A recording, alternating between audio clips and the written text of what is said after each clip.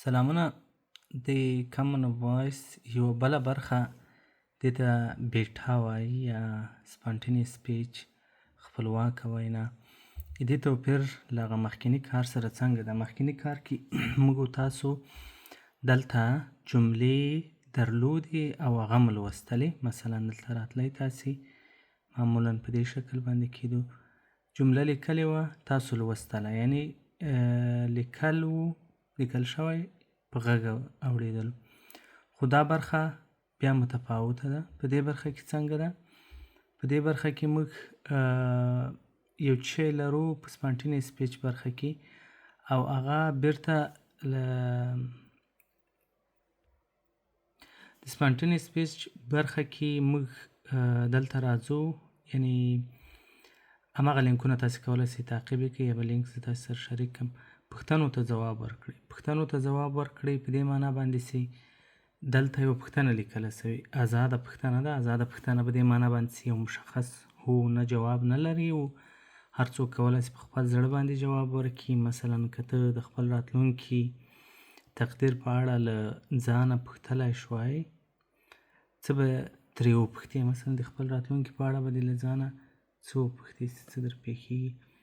مثلا تاسې راځئ دا پرېږدئ، یعنې ثبت کوئ.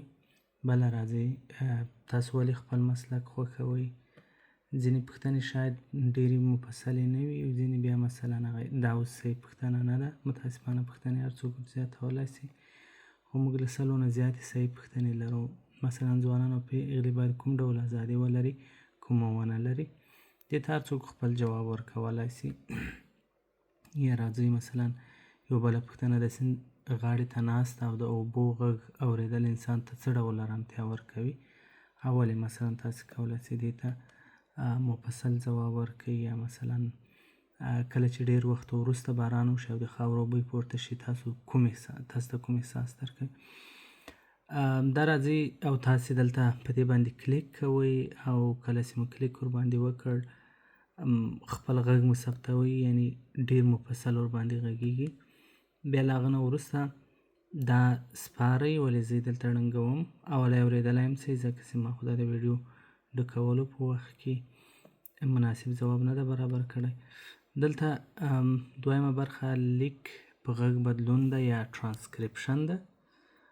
ترانسکریپشن څنګه ده؟ مثلا تاسې دا غږ اورئ، غږ، ږغ، غوږ، ځواک، شپږ.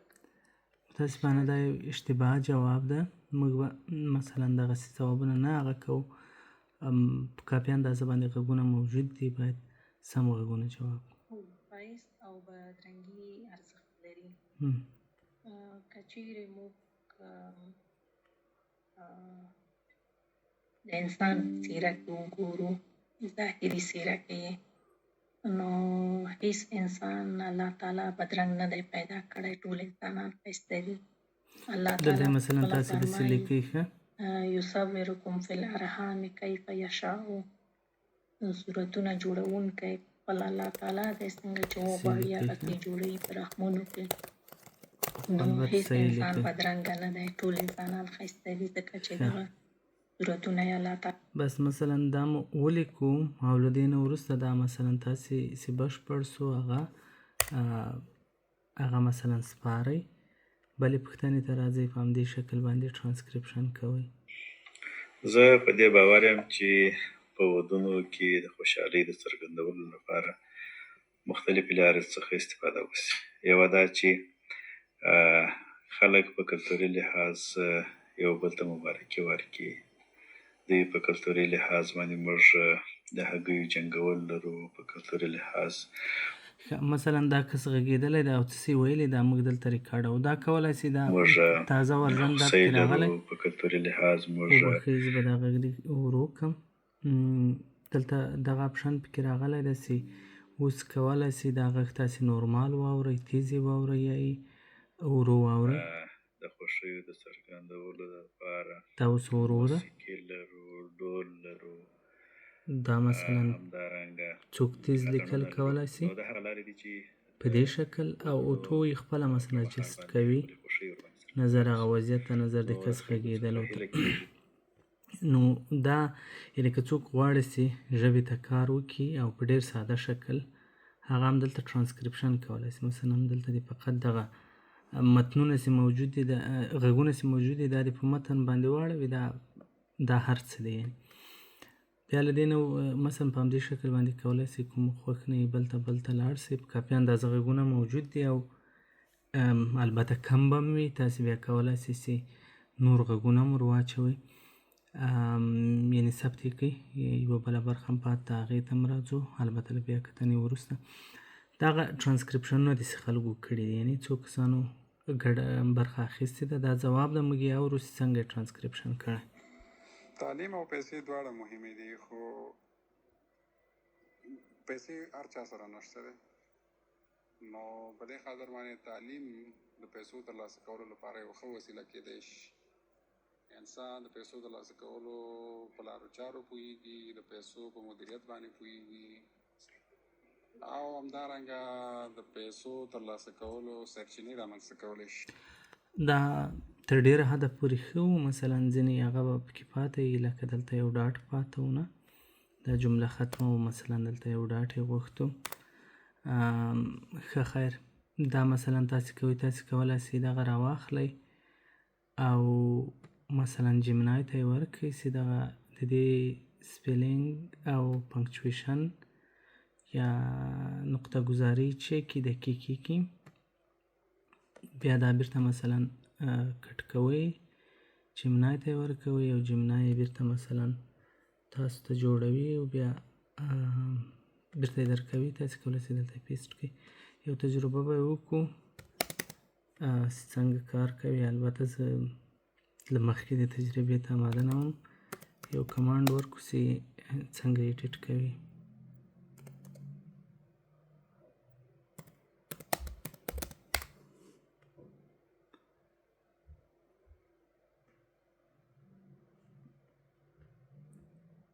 ښه، مثلا فرض که همدا یې صحیح ډول باندې ایډیټ کړی ده، راوایخلو دغه بیرته همغلته کامن وایس سپانټینیس سپیچ ته راځو او دلته یې پیسټ کوو. مثلا زه مطمئن یم چې دا صحیح ده، خو کولی شي مثلا تعلیم او پیسې دواړه مهمې دي، خو پیسې هر چا سره نشته دی. دا اوس ورته ګوره، پیسې هر چا سره نشته دی او دلته نوي لیکل شوی، دا صحیح نه ده. خیر، موږ له دې نه تېرېږو، خو په راتلونکي کې مثلا تاسې کولی شئ په ډېر دقت باندې یې جوړ کړئ. او که چېرې تاسې غواړئ چې دا پوښتنې له کوم ځای نه راځي، پوښتنې دلته ور زیاتېږي.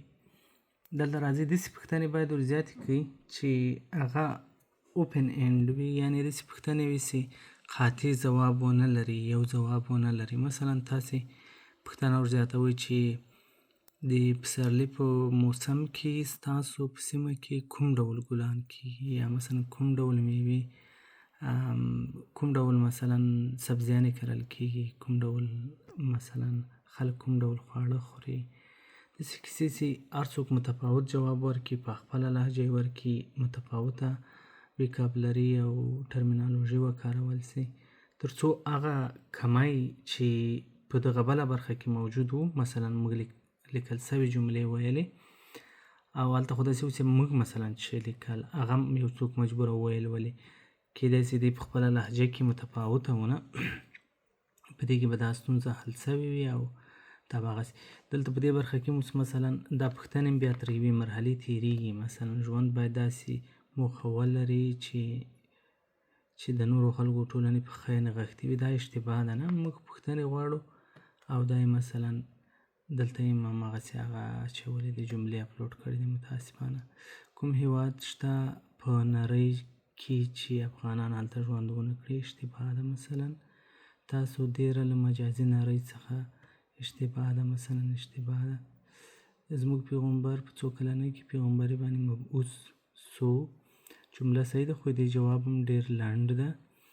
مثلا کېدلی شي یو څوک ډېر لنډ جواب ورکړي، موږ باید داسې پوښتنې ورکړو چې هغه ډېرې مفصلې وي. پښتانه ډېر مېرني خلک دي، دا مثلا اشتباه ده، اشتباه ده، اشتباه ده او متاسفانه همداسې اشتباه دي. په هر صورت دا برخه منظم کار غواړي او هغه څوک چې هغه ځان پښتو ته ژمن او ښاغلی بولي هغه کولی شي کار ورباندې وکړي.